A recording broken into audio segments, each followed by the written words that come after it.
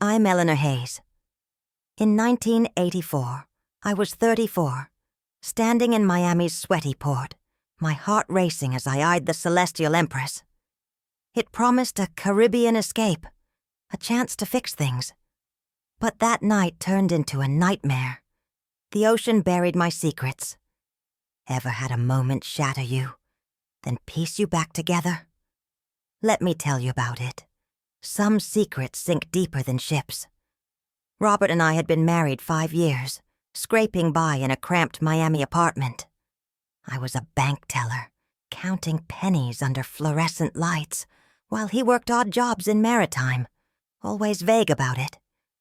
We'd been fighting lately over bills, over dreams we couldn't afford. My sister warned me. He's hiding something. But I brushed it off.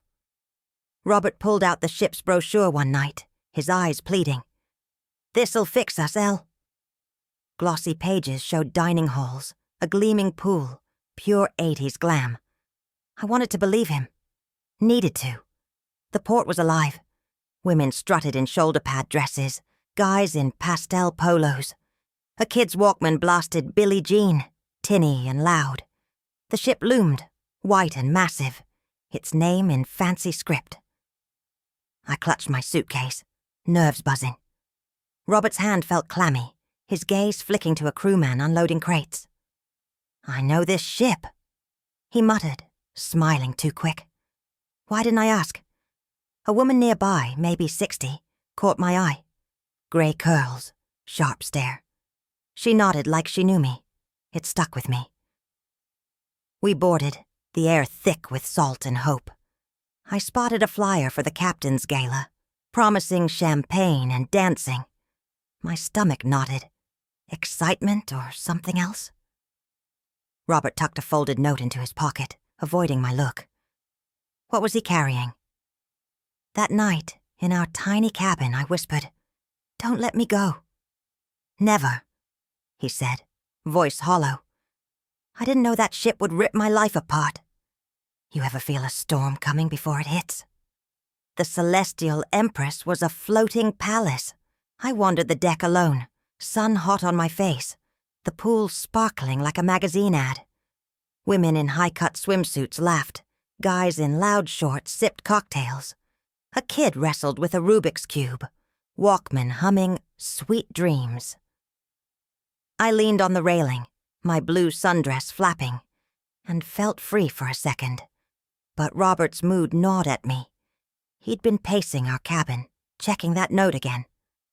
Back home, I'd spent days dreaming of this trip, ignoring whispers at the bank about my distant husband. My co-worker, Jane, had teased, "He's got sailor eyes, Elle." I'd laughed it off, but now watching him dodge questions, I wondered. He joined me by the pool, his smile forced. "Nice, huh?" he said, but his eyes scanned the crew. That older woman from the port passed by, carrying a cocktail, her glance sharp again. Who was she? The ship's vibe was pure 80s. Arcade machines pinged in a corner. A TV blared a Pepsi ad with Michael J. Fox. I tried to soak it in, but my gut twisted. Robert grabbed my hand, leading me to the lounge. "Let's dance tonight," he said, almost pleading. I nodded, but his pocket crinkled. That note again. What wasn't he telling me? A crewman nearby muttered about tight schedules, his voice low. I caught Robert's jaw tighten. In our cabin, I rifled through my bag, finding a photo of us at a '79 beach party, young and grinning. Could we get that back? I wanted to ask about the note, but Robert's eyes were heavy, like he carried more than I knew. The ship's horn blared, pulling me back. Something felt off. You ever sense trouble before it shows up? The dining hall glowed, chandeliers casting soft light on white tablecloths. I sat in a teal dress, hair pinned up, feeling like I'd stepped into a movie. The captain strode out, navy uniform crisp, and boomed. "The Celestial Empress is the ocean's jewel." Glasses clinked, laughter rippled. But Robert barely touched his drink, his eyes on the stage. I fidgeted with my napkin, unease crawling up my spine. At the bank, I'd overheard folks talk about big ships, big risks, but I'd ignored it, dreaming of this night. Now the ship's sway felt wrong, like a warning. The band struck up time after time, couples swaying to the 80s beat. I wanted to grab Robert, dance away the tension, but he was distant, scanning the room. That grey-haired woman sat nearby, watching us again. Her stare wasn't friendly. Did she know Robert? A waiter spilled wine, apologizing fast, and I caught a crewman whisper, "Engines are pushing hard." My stomach dropped. Was it just nerves? I leaned to Robert. "Something wrong?" He forced a grin. "Just enjoy it, hell." But his hand brushed that note in his pocket. What was he hiding? I pictured our fights back home, his late nights at work. My sister's words echoed. "He's not telling you everything." The captain toasted again, but his smile looked tight. I glanced at the chandelier, swaying more than it should. Nobody else seemed to notice. I wanted to scream, ask Robert to spill it, but the music drowned my thoughts. That woman's eyes met mine, cold and knowing. What did she see? You ever feel like you're missing a piece of the puzzle? Lisa and Clara lit up the ship's lounge like a warm breeze. Lisa, 28, a teacher with a bright laugh, cradled Clara, a 1-year-old with big, curious eyes. We clicked instantly, sharing coffee and plush chairs, the room humming with 80s tunes. "Clara's got her dad's spark," Lisa said, her voice catching. She'd lost him in a car crash last year, leaving her alone with Clara's gummy smiles. I envied her strength. Back in Miami, I'd watch moms at the bank, wondering if I'd ever be one. Robert and I kept delaying, always next year. Now, seeing Clara giggle, I ached for that future. Robert joined us, scooping Clara up. "We'll have one like her someday," he said. My heart lifted, but his eyes darted to a crewman passing by, that note crinkling again. Why couldn't he just be here? Lisa noticed my frown. "You okay?" she asked, kind but sharp. I nodded, faking a smile. The lounge buzzed, waiters with cocktails, a TV flashing a Dynasty ad. That grey-haired woman lingered nearby, reading a newspaper, but her eyes flicked to Robert. Did she know him? I wanted to ask, but Clara tugged my finger, grounding me. "She likes you?" Lisa said. For a moment, I forgot the unease. Robert stood, saying he'd check the deck. "Be back soon," he mumbled, hand on his pocket. Lisa leaned in. "He's intense, huh?" I shrugged, but her words stuck.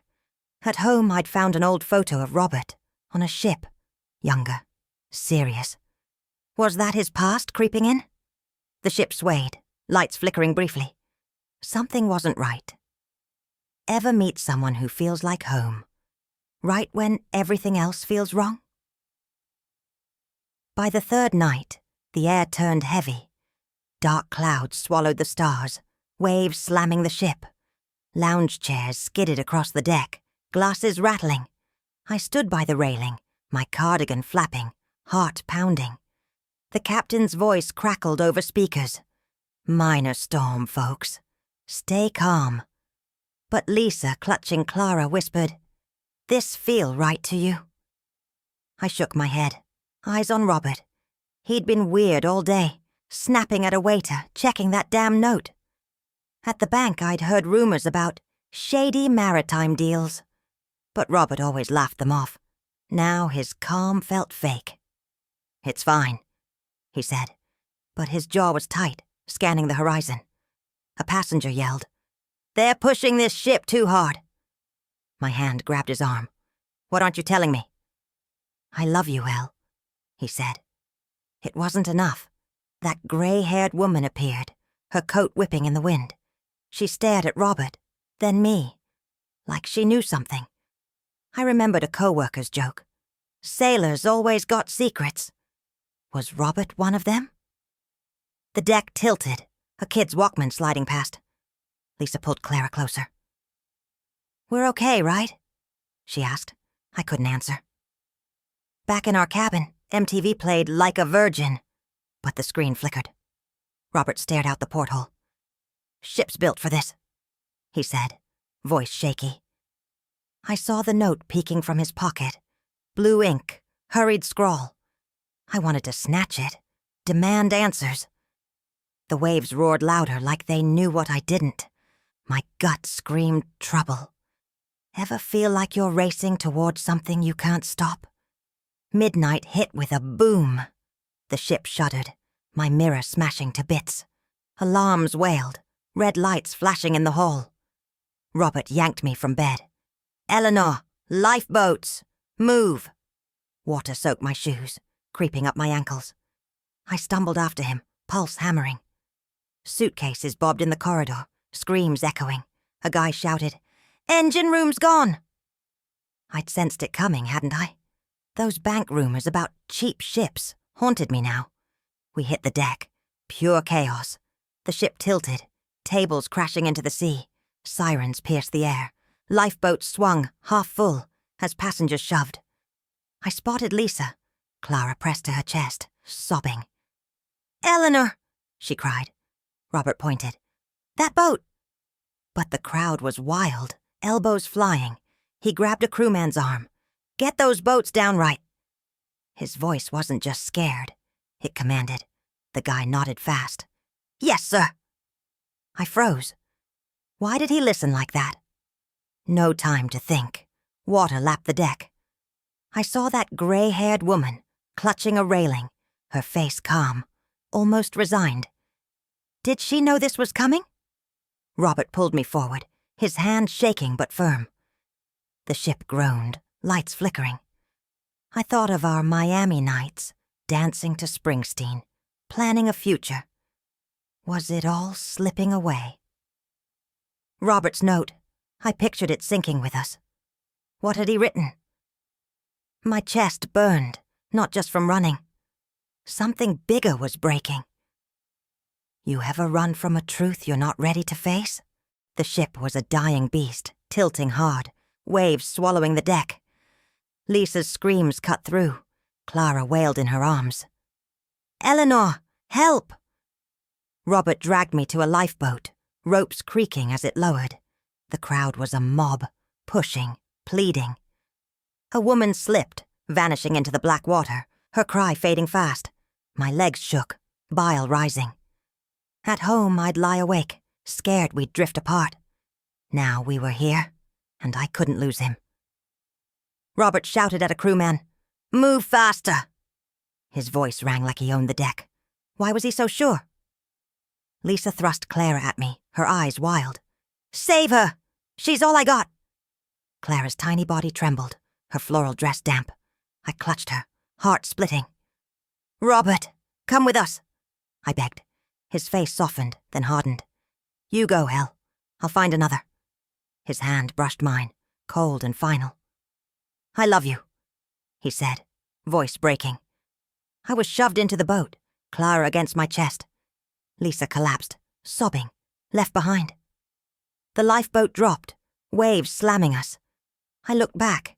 Robert was gone, swallowed by the crowd. That gray-haired woman stood at the rail, watching, her scarf fluttering like a flag.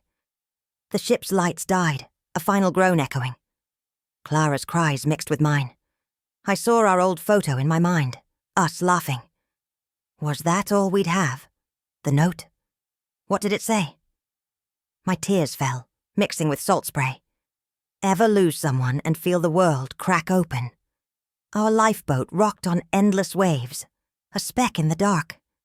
Clara shivered in my jacket, her breath small but steady. I held her tight, my own fear clawing inside. The cold numbed my hands, my dress heavy with seawater. Other passengers were shadows. Someone prayed, another whimpered. Stars blinked, cruelly distant.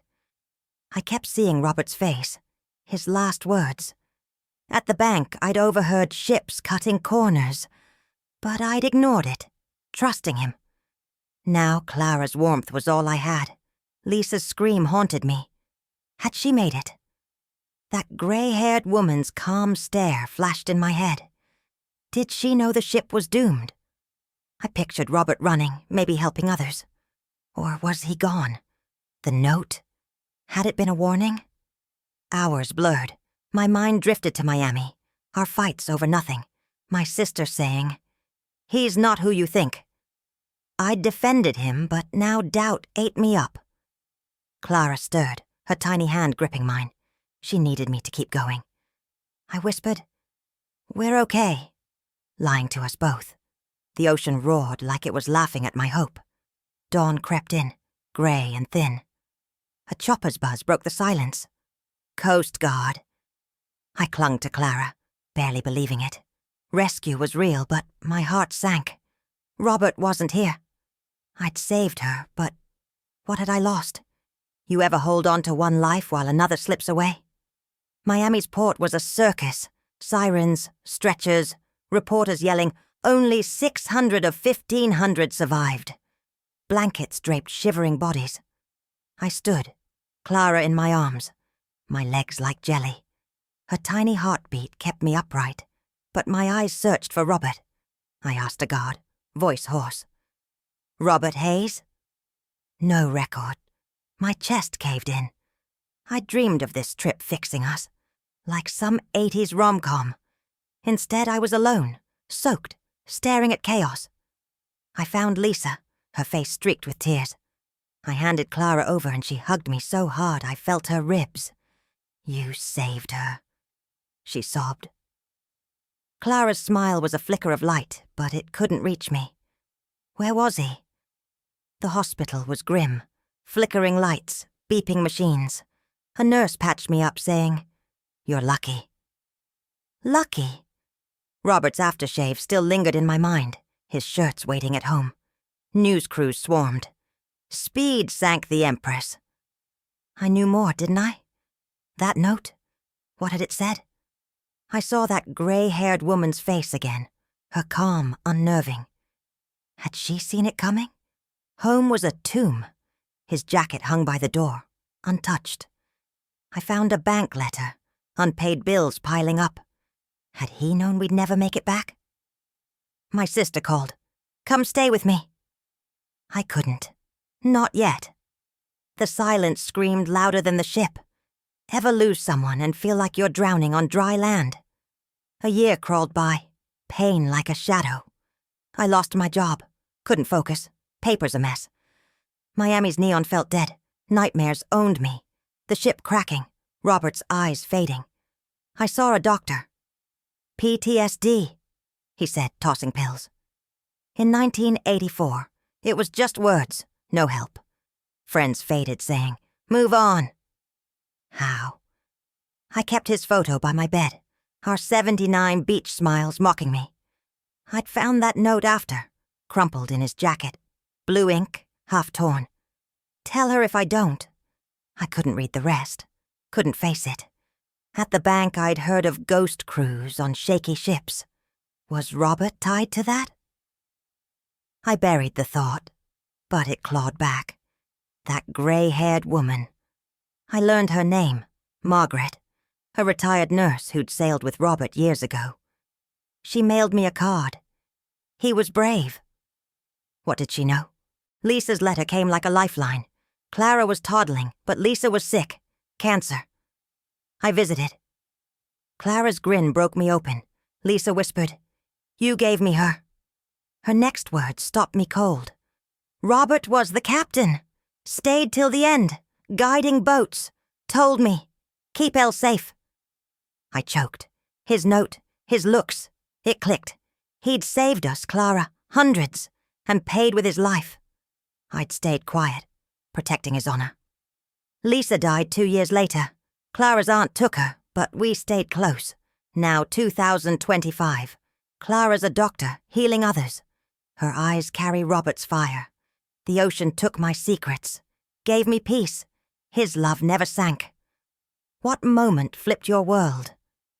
Would you carry a secret like his?